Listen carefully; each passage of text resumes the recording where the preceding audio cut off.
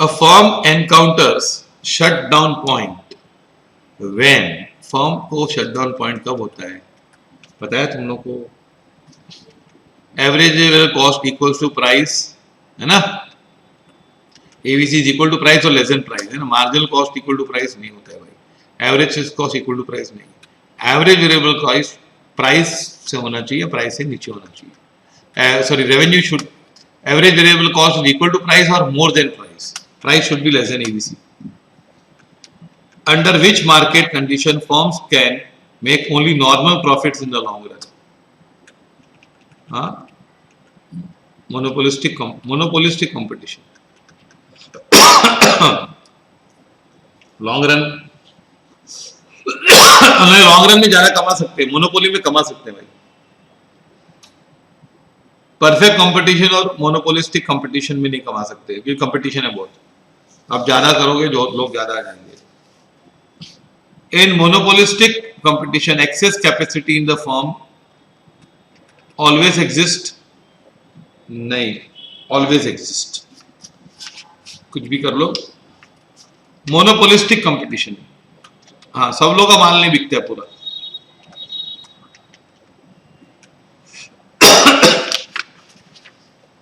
क्या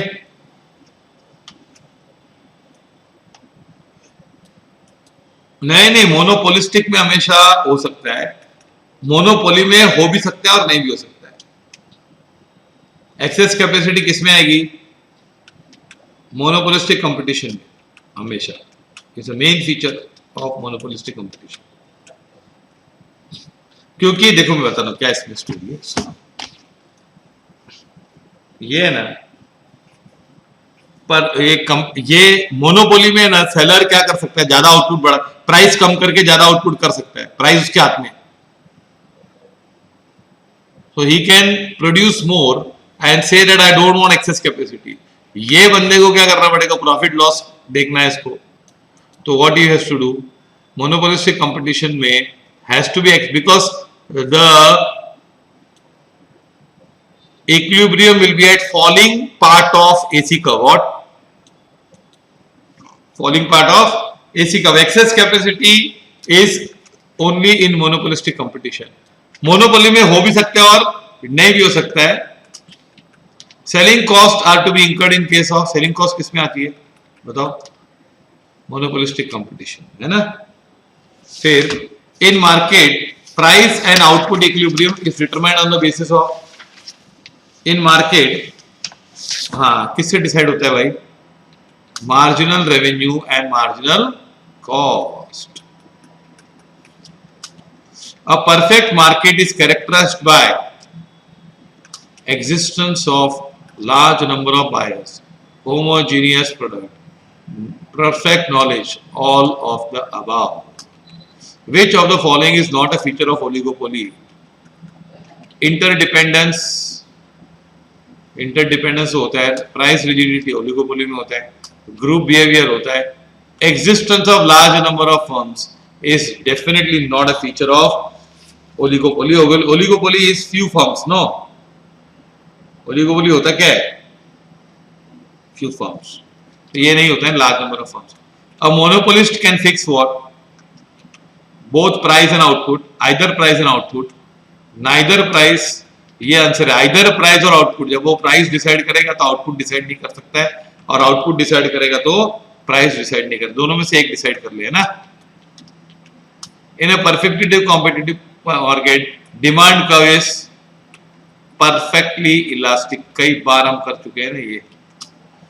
145 in a competitive market if price exceeds average variable cost but remains less than ABC. तो price है ना ABC से ज्यादा है लेकिन एसी से कम है. Okay, at the equilibrium the firm is experiencing loss but should continue production. क्योंकि आप एबीसी से ज्यादा हो लेकिन एसी से कम हो, तो एसी से कम हो तो लॉस होगा.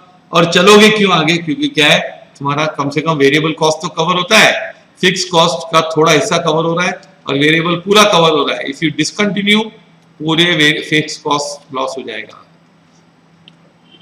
Price under perfect competition is determined by Price under perfect competition is determined by what? Industry, no? Industry, government तो डिसाइड करती है. Under monopoly which of the following is correct?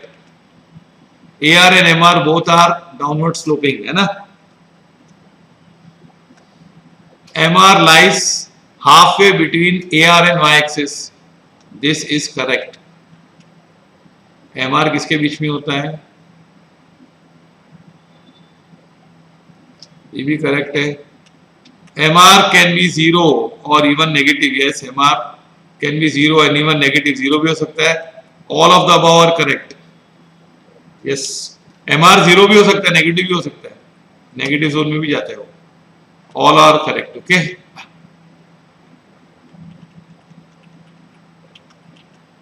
Non price competition is very popular in, किसमें होता है non price? It is very popular in monopolistic competition. उधर क्या है, कितनी बार क्वालिटी पे याद आता है ना कि हमारी क्वालिटी बहुत अच्छी, प्राइस को भूल जाओ, है ना? In a kinked demand curve model, upper portion of demand curve is, ये बहुत ही इंटरेस्टिंग पूछ लिया इसने. अपर पोर्शन क्या होगा? अगर किंग डिमांड में हम लोग अपर पोर्शन मतलब प्राइस बढ़ाएंगे, प्राइस बढ़ाओगे तो what will happen when you increase the price? This is a very important objective, they can repeat again. If you increase the price, the others will not follow the increase in price. वो लोग नहीं बढ़ाएंगे, आपको बढ़ाना छोड़ देंगे, तो demand में बहुत फॉल आएगी कि नहीं? डिमांड में थोड़ी बहुत फॉल नहीं आएगी, बहुत फॉल आ जाएगी, क्योंकि तुमने भाव बढ़ाया लेकिन बाकी लोग नहीं बढ़ाने वाले हैं. अपर पोर्शन मतलब भाव बढ़ाओ, तो others are not going to increase the price, so demand will fall too much, and when there is too much movement in demand, then it is called क्या? Elastic demand.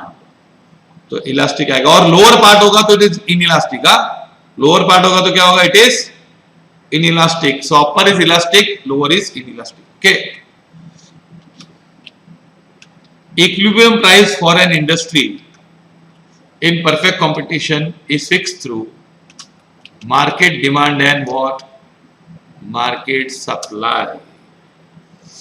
51. In a perfect competitive market, MR is greater than MC. MR is what? Greater than MC. तो firm क्या करेगी? Increase in production. No, MR ज्यादा है, आप बढ़ाओ आगे. Kinked demand curve is related to which market structure? Oligopoly. In long run, a monopolist earns what? In long run, a monopolist may earn abnormal profit. Always earns नहीं होना चाहिए, always कुछ भी हो सकता है, नॉर्मल भी हो सकता है और एबनॉर्मल भी हो सकता है. सही गलत, गलत ऑप्शन नहीं है, तुम लोग ये लिख दो. क्या में अर्न होना चाहिए?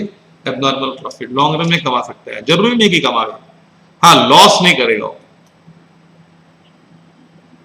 नहीं, नहीं देंगे, वो वहां पे पूछना चाहता है कि नॉर्मल तो लॉन्ग रन में सभी कमाते हैं, ऐसा पूछना नहीं चाहिए, क्योंकि दोनों बातें हो सकती है लॉन्ग रन में.